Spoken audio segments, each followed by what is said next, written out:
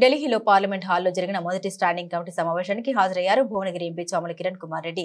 ప్రధానమంత్రి ఆవాస్ యోజన పథకం, హైదరాబాద్ మెట్రో రైలు విస్తరణ మరియు హైదరాబాద్లోని ట్రాఫిక్ సమస్యతో పాటుగా వరంగల్, కరీంనగర్ నగరాల సమస్యలపై చర్చ, హౌసింగ్ మరియు పట్టణ వ్యవహారాలకు సంబంధించిన మొదటి స్టాండింగ్ కమిటీ సమావేశానికి చైర్మన్ ఎంపీ శ్రీ మాగుంట శ్రీనివాసరెడ్డి మరియు ఇతర లోక్సభ సభ్యులు మరియు రాజ్యసభ సభ్యులతో కలిసి హాజరైన భువనగిరి పార్లమెంట్ సభ్యులు శ్రీ చామల కిరణ్ కుమార్ రెడ్డి. ఈరోజు మొదటి హౌసింగ్ మరియు urban affairs standing committee meeting parliament లో జరిగింది. ఈ మీటింగ్ లో ముఖ్యంగా తెలంగాణకు సంబంధించి పిఎంఏ ప్రధానమంత్రి ఆవాస్ యోజనకు సంబంధించినటువంటి చర్చ చేయడం జరిగింది. ఎందుకంటే గత 10 ఏళ్లుగా 1,80,000 ఇళ్లు మాత్రమే తెలంగాణకు శాంక్షన్ చేయడం జరిగింది. వేరే రాష్ట్రాలకు ఆంధ్రప్రదేశ్ లాంటి, ఉత్తరప్రదేశ్, మహారాష్ట్ర లాంటి రాష్ట్రాలకు 20 లక్షల నుంచి 15 లక్షల ఇళ్లు దాకా గత 10 ఏళ్ల నుంచి శాంక్షన్ చేయడం జరిగింది.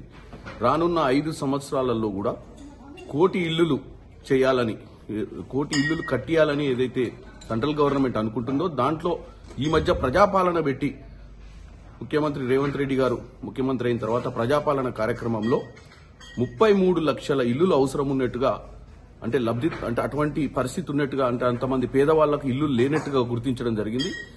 ఈ 5 ఏళ్లలో ఈ 33 లక్షల ఇల్లు ఇవ్వాలని చెప్పి, అలాగే ఈ సంవత్సరం మొదటి సంవత్సరం 6 లక్షల ఇల్లు కేటాయించాలని నేను హౌసింగ్ కమిటీ చైర్మన్ ని, మెంబర్లను కోరడం జరిగింది. అలాగే మెట్రో రైల్, ఈరోజు హైదరాబాద్ నగరం చాలా విస్తీర్ణత చెందింది. ట్రాన్స్పోర్ట్ లేని కారణం వల్ల అన్ఎంప్లాయ్మెంట్, ఈ అందరూ సిటీలో వచ్చి బతకడం కష్టమవుతుంది. హైదరాబాద్ 50 కిలోమీటర్ల దూరంలో విస్తీర్ణత జరిగింది. కనెక్టివిటీ పెరిగినట్టయితే మన హైదరాబాద్ గానీ, ఏ సిటీ గానీ భారతదేశంలో లండన్ లాగానో, న్యూయార్క్ లాగానో కావాలంటే కనెక్టివిటీ ఉండాలి.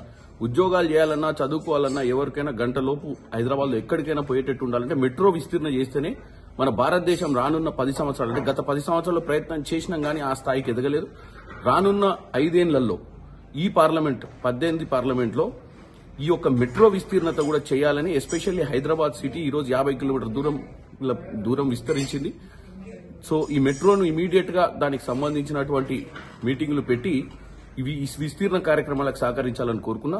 3వ అంశం వచ్చేసి హైదరాబాద్ చుట్టుపక్కల ఉన్నటువంటి గ్రామ పంచాయతీలన్నీ కూడా ఈరోజు అన్ని గ్రామ పంచాయతీలు కూడా మున్సిపాలిటీలైనాయి.